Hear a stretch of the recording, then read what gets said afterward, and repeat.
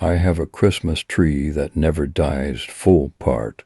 I have a Christmas tree that never dies growing up. My sister Sarah insisted on a real tree every Christmas. Despite our household's limited budget, she always went all out to make Christmas special, decorating the house with handmade ornaments and saving year-round to bake gingerbread cookies. In December, my childhood memories are filled with the scent of pine, the sound of tinsel, my grandmother's off-key singing, Sarah's laughter, and the crackle of the fireplace. However, the year I turned 11, my grandmother passed away shortly before Christmas.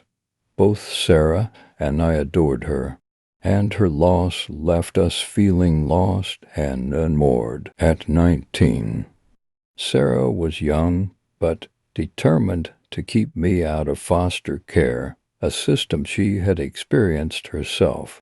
After a few years of moving between families, our grandmother had gained custody of us. Sarah rarely spoke of her experiences, but I knew her love for me was fierce and protective. Sarah, a spirited teenager, was often pursued by our grandmother, who disapproved of her relationship with her boyfriend, Mark. Mark, 10 years her senior, had a volatile temper.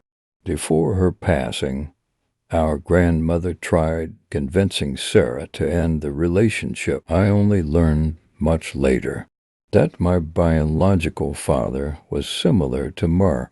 He had drawn my mother into a destructive cycle before they both passed from overdoses. When I was 6 months old, I knew our grandmother feared we might follow a similar path. I instinctively disliked Mark, hating how he monopolized Sarah's time, his smell of cigarettes and cheap cologne, and the times I heard her crying during phone calls with him. Had our grandmother not passed, I believe Sarah might have ended things with Mark.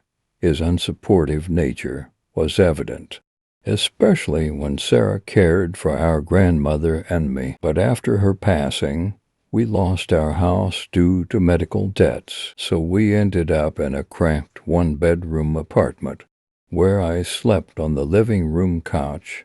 Sarah juggled 2 jobs and avoided social services, struggling to find a better living situation. I spent nights blocking out their arguments with tissue in my ears, as Mark complained about caring for a fucking brat, and especially not to. Sharing my tiny space with a Christmas tree wasn't ideal, but Sarah wanted to make our first Christmas without our grandmother special. Financially strained, she couldn't afford a tree lot. Mark, despite his well-paying job, insisted she cover her expenses and mine, including her cherished Christmas decorations. One evening, after a few drinks, Mark suggested we cut down a tree from the local state park.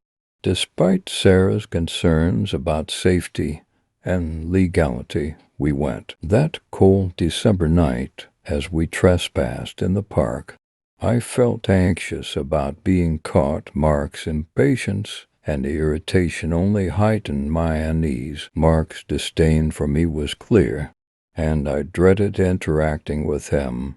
As we searched for a tree, his behavior became more erratic, and Sarah's worries grew. Finally, Mark chose a tall, lush tree. The cutting process was tense and dangerous, with a near accident involving the saw. Sarah's quick response averted disaster, but the tension remained. We struggled to transport the tree back, the weight and size making it a challenging task. I felt a strange sensation around my wrists, as if the tree was somehow aiding us. At the apartment, fitting the tree was difficult. Mark's aggressive approach to setting it up caused injury to himself. The tree's presence felt ominous, and I struggled with nightmares featuring dark, malevolent forces. The next day, as Sarah and I decorated the tree, Mark's hostility escalated. He got injured again, blaming the tree. The atmosphere was strained, and Sarah's bruises, which she attributed to an accident, worried me. That night I dreamt of a magnificent, illuminated tree surrounded by darkness. A mysterious, sentient voice approached, extending tendrils towards me. The dream was both frightening and mesmerizing. Suddenly awoken by Sarah, I learned we were escaping from Mark and our current life. She had arranged a taxi and was hurrying to pack our essentials. In my half-awake state, I accidentally activated a musical ornament, drawing Mark's attention. Confronted by Mark, the tree intervened in a horrifying display. It ensnared him with branch-like tentacles, his body consumed by fire. Sarah and I escaped the burning apartment. Afterward, our lives improved significantly. We moved to a safe townhouse and received support from a domestic violence charity. That Christmas, I received more gifts than ever before. Years later, I returned to the park where we had taken the tree. I planted a pinnacone from that night and marked the spot with a painted rock. Over time, the tree grew, and other hikers added their offerings. Survival and growth brings joy to me, Sarah, and our families. Now we visit the tree annually, creating happy memories. Although I no longer dream of the mysterious entity, I feel its presence and believe it watches over us. The tree, a symbol of, I like to think we make it happy too.